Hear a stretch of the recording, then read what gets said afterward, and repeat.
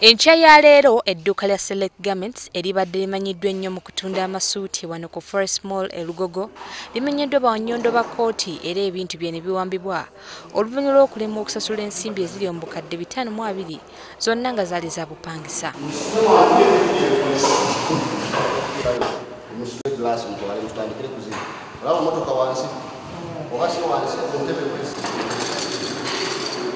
Ebintu okusingira ddala emmenza, entebe, amasa n'ebintu ebirala bifulumiziddwa wabweru w'ekizimbe kya Forest Mall olwa nnanyini dduuka lino okulema okutegeeragana ne bannanyini kizimbe kino aba Old Stanley Hotel.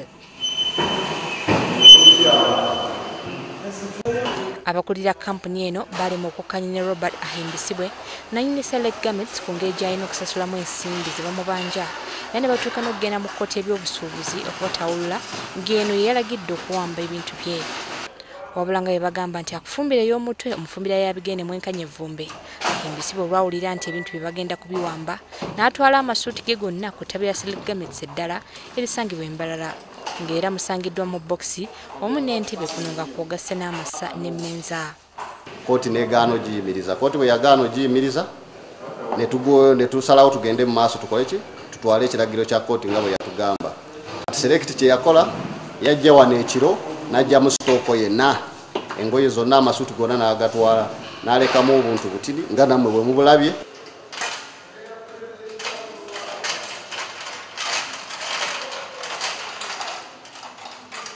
Twali kintu kyonna kirekeddwa nga n'engule kampuni ye zezeewangula zitwaliddwa kuno nga kwogase n'ebifaananyi bye omuli n'ebyo bye yeekubya n'abakulu mu ggwanga.